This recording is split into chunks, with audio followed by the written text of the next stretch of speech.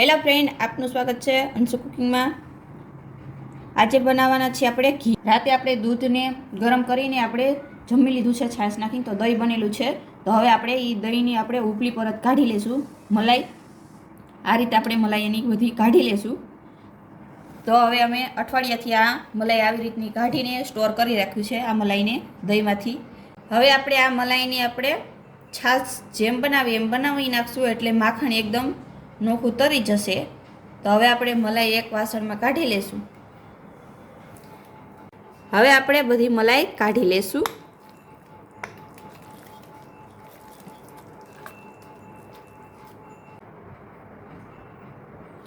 એક વાસણમાં આપણે મલાઈ આપણે નાખી લીધી છે। તો હવે આપણે એમાં નોર્મલ પાણી થોડું થોડું આપણે એડ કરતા જશું।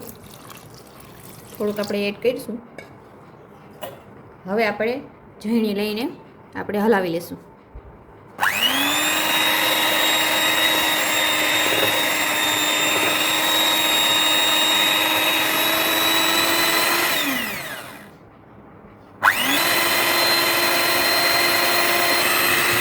હવે આપણે વચ્ચે થોડું થોડું પાણી ઉમેરતા જશું।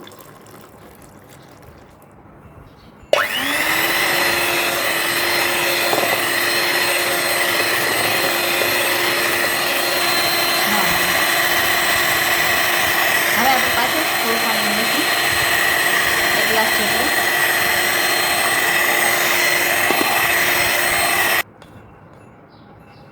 કેટલા મિનિટ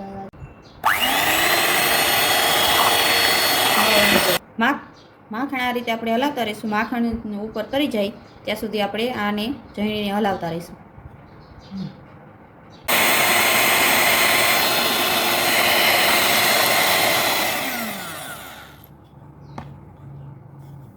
જોઈ શકો તમે, છાશ અને માખણ એક સાઈડ કરી ગયું છે। તો આ બધું માખણ એક સાઈડ થઈ ગયું છે। હવે આપણે આ માખણ કાઢી લઈશું।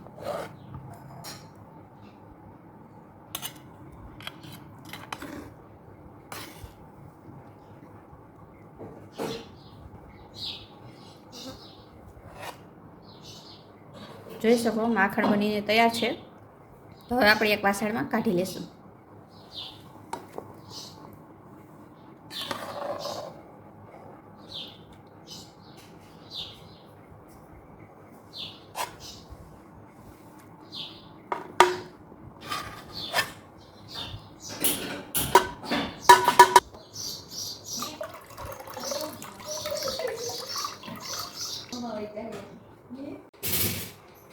માખણમાંથી બધી છાશ કાઢી લેવાની। આ રીતે છાશ નહીં રહેવા દેવાની।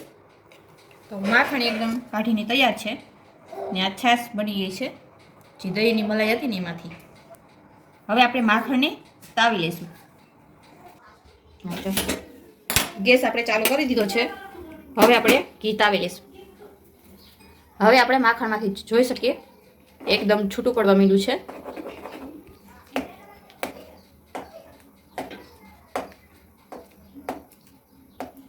કે ઘી આપણું દાલચીની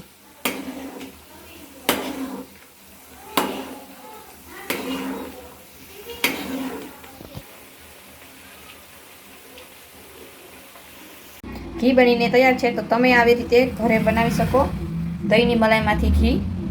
તો અમારો વિડીયો તમને ગમ્યો હોય તો અમારી ચેનલને લાઈક કરજો, શેર કરજો, સબસ્ક્રાઈબ કરજો। ધન્યવાદ।